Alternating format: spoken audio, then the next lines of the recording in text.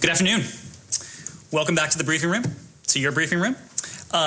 We'll be spending quite a bit of time together starting very shortly, and I very much look forward to that. But today, first, I have the privilege of introducing for the first time to this room the 71st Secretary of State, Mr. Tony Blinken. So with no further ado, turn it over to Tony.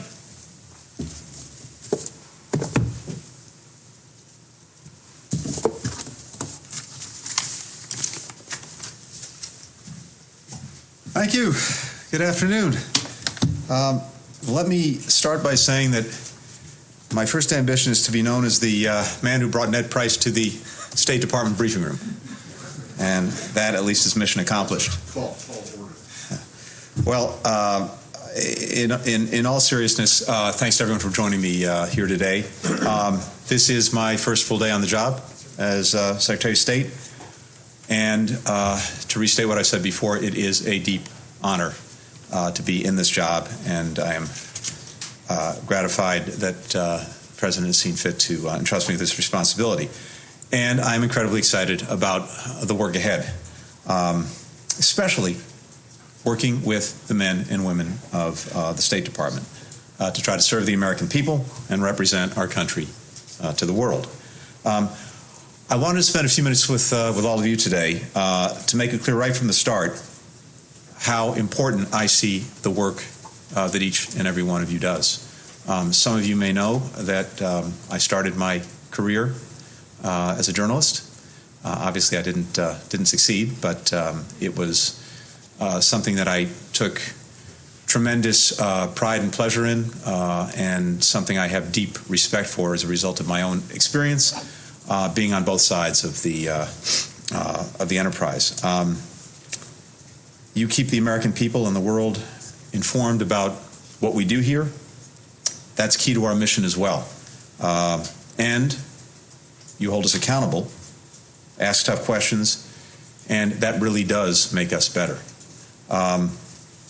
More broadly, and it is never more important to restate it, a free press is a cornerstone of our democracy. And this is a critical moment for protecting and defending democracy, including right here at home. So here's what you can count on coming from me and coming from us. We're resuming the daily press briefing starting next week on Tuesday. That's an essential part of the day, and we're bringing it back. President Biden has said that he wants truth and transparency back in the White House briefing room. That fully applies in this room as well. And you'll be seeing me with a little bit of frequency too, including on our travels together when hopefully we can get back to those travels, just as you'll have an opportunity to hear from many policy experts in this building.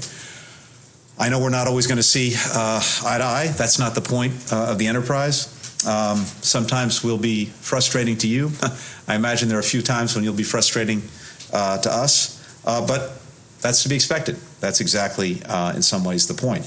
But you can count on me, you can count on us to treat all of you with the immense respect you deserve and to give you what you need to do the jobs that you're doing that are so important to our country and to our democracy. And I will be forthright, whether it's behind this podium, on the plane, or hopefully, eventually, some distant part of the world. So it's an adventure. I am really, really glad that we're in it together. So welcome back to the press room. As Ned said, this is your press room. And with that, let me take a few questions. Start with the AP, Matt Lee. Thank you. Welcome back, Mr. Secretary, to the building. Thank you. Thank you for your kind words about our profession earlier. I'll try to be as brief as possible. In the last couple months of the previous administration, several policies were rolled out and enacted that attracted a bunch of that were contentious, to say the least, or attracted a bunch of criticism. I realize that a lot of stuff, almost everything, is under review right now, as you're less than 24 hours in. But among those things that were enacted in the last several months, which are your priorities to complete the review, to possibly reverse, rescind, or roll back? And similarly, within the building, apart from policy, but in terms of personnel, what exactly do you intend to change, if anything, about the approach the previous administration took to the Foreign Service and people who worked in this building? Thanks. Yes, you're right. We are reviewing a number of steps that were taken late in the last administration. We want to make sure we understand in each case the basis for the decisions that were made. I will tell you that I'm particularly focused on the question of sanctions on the Houthis.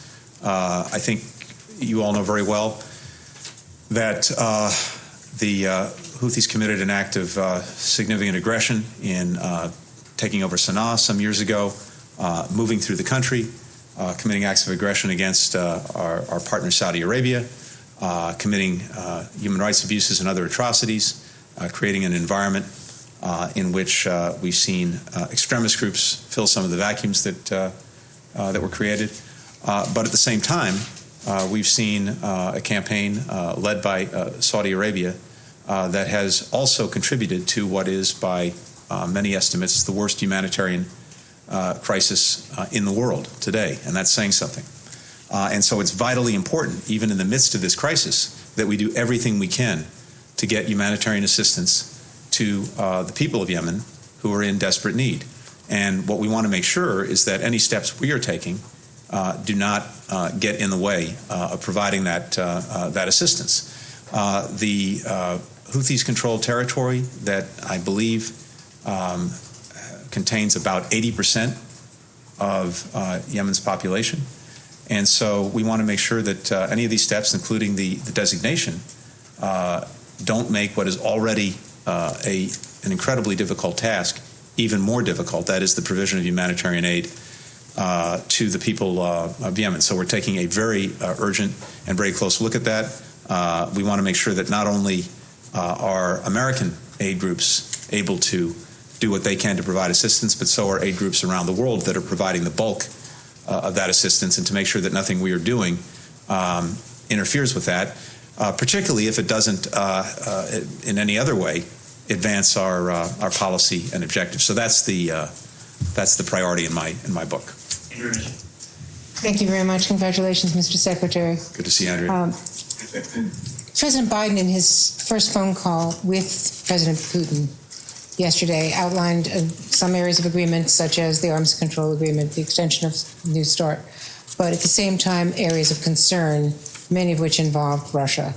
We're talking about SolarWinds hack and Ukraine, of course, the investigation, the assessment of interference in the 2020 campaign, but also the safety of Alexei Navalny. Yeah. And so I want to ask you, what are the red lines under which the United States would consider sanctioning Russia if there's any harm that comes to Mr. Navalny or to the protesters as they're being arrested? You know, how front and center is this issue to you of Russian crackdown on the opposition and on human rights?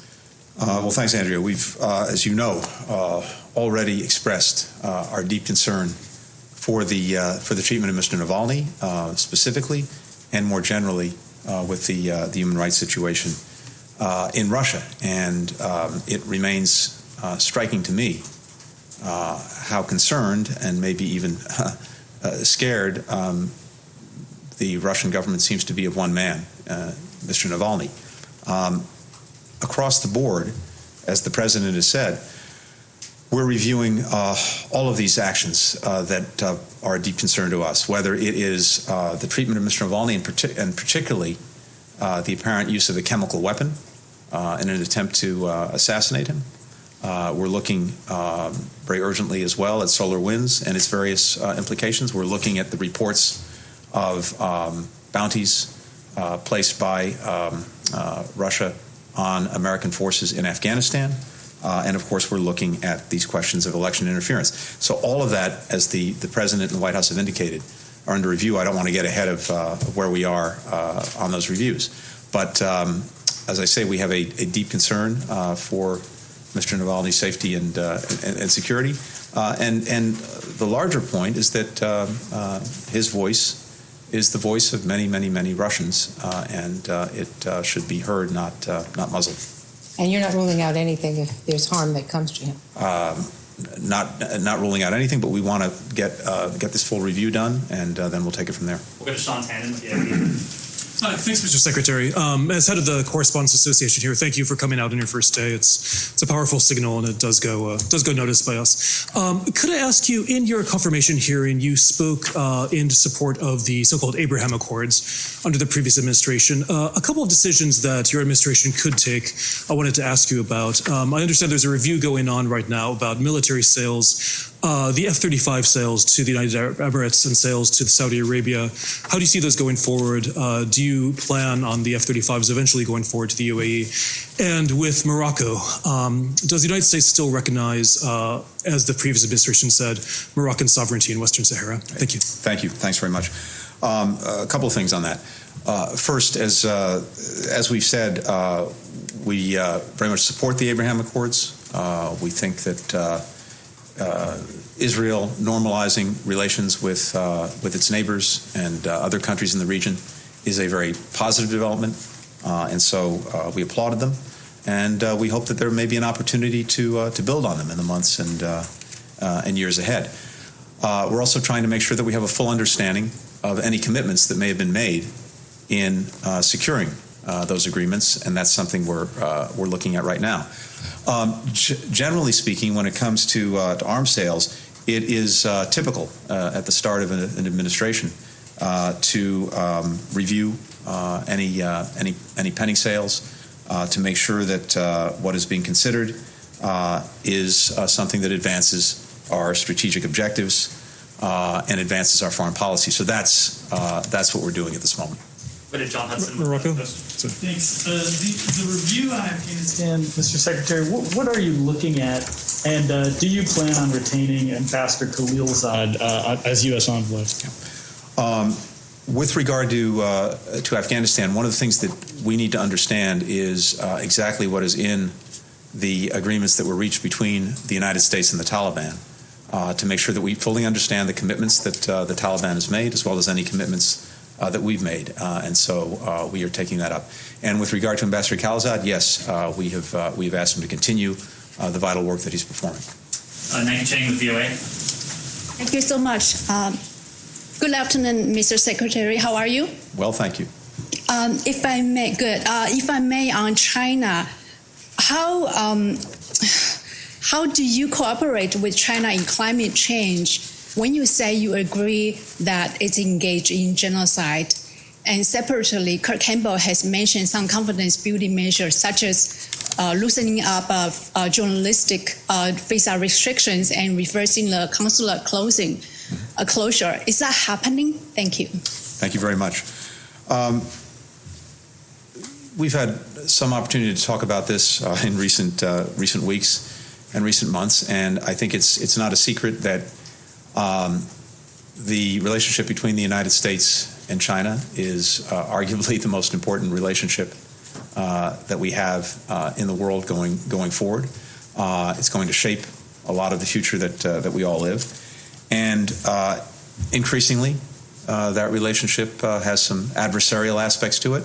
It has competitive ones, and it also still has cooperative ones, and the cooperative ones are in areas where it's in our mutual interest to try to work together, including manifestly on climate, where it's in the interest of China and the interest of the United States and the interest of countries around the world to make concrete progress in combating global warming. And so I think and hope that we'll be able to pursue that. But that fits within the larger context of our foreign policy and of many issues of concern that we have with China, issues that we need to work through. And so I think you'll see us doing just that, even as we pursue the climate agenda that is so important to our country and to the future of our planet. Time for a final question to you, Humaira Reuters. Hello, Mr. Secretary. Humaira Pamuk from Reuters. I want to ask you about Iran. They said they would like United States to lift all the sanctions first, while you said they need to come back in full compliance.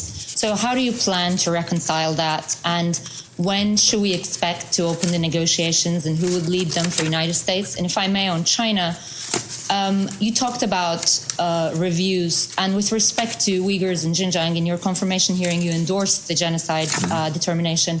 But today, Linda Thomas-Greenfield said the department is reviewing that determination. Is that only about the process, or are there different views on this determination, and should we expect some more punitive action throughout this?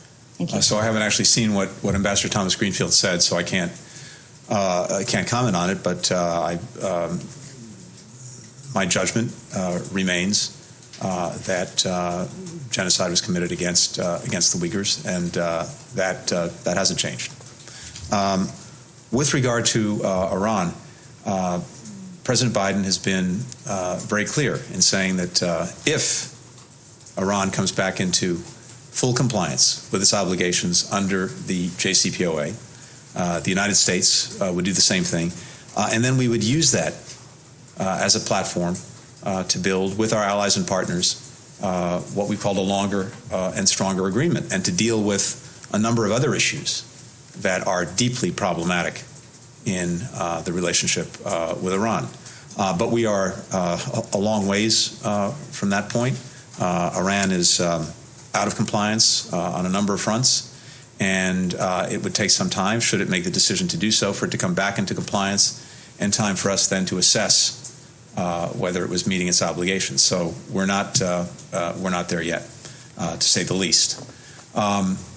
And then with regard to how we would engage this issue if Iran decides to come back into compliance, I can tell you that we will build a strong team of experts, and we will bring to bear different perspectives on the issue. This is something, I would say this across the board, by the way. One of the things that I feel very strongly about is that in any of the issues we're engaged on, in any of the issues that we're tackling, and that our foreign policy has to confront, that we are constantly questioning our own assumptions and premises, that we do not engage in groupthink, that there is as much self-criticism and self-reflection as we get from, appropriately, the outside, whether it's from you or whether it's from people who disagree with the policies we're pursuing. So I think you can expect to see that as we move forward, both with regard potentially to Iran and, for that matter, to just about any other issue we tackle. Thank you. We'll conclude with Laura Jakes in the New York Times. Thank you. Congratulations, Good to Mr. see you. Secretary. You too. You've talked a lot about restoring U.S. leadership in the world, but allies note that everything that you do could again be overturned in 4 years, and that this is a cycle that doesn't instill confidence in the long term in the United States' credibility. So how can any one administration, if it can be done, assure the world that the United States can be trusted to keep its commitments? So one of the things I've done over the last 24 hours is I've spent a lot of time on the phone already with some of our closest allies and partners in various parts of the world, and that's continuing. And what I've picked up from those conversations already is a very, very strong desire for the United States to be back in the room, back at the table, working with them on the many, many common challenges we face. And that was almost palpable in the conversations I've had to date. And I expect to hear more of that in the days ahead. One of the things, though, to your point, is that when it comes to virtually everything we're doing, and the president has said this many times, when it comes to foreign policy, it is hard to have a sustainable foreign policy absent the informed consent of the American people. And that informed consent, I think, comes in a couple of ways. One is, in a sense, it comes from you, because many Americans are reading about, hearing about, listening to what we're doing, thanks to you. And that's vitally important, to make sure that they are fully informed and thinking about and ultimately providing their consent to what we're doing. But the place that in our system that informed consent is vitally important is with Congress. The members of Congress are the representatives of the American people. They provide advice and consent to our policies. And I think one of the things you're going to see from our administration is working as closely as we possibly can with Congress on these issues from the takeoff, not just on the landing. Because ultimately, for these policies to be sustainable, we, I think, need to try to work them as much as we can up front, not at the back end. There are going to be disagreements. There are going to be places where we're just in a different place. But I think we stand a better chance in producing the kind of policies that will stand the test of time if we're working closely up front with Congress. And we'll see where we get. But I'm determined that we do that. Thank you very much. Thank you. Thank you all. Thank you. Look forward to seeing you soon and often. Can we see you on the plane All anytime? right. Yeah, well, really look forward to that, but not tomorrow. Keep you at your word on that.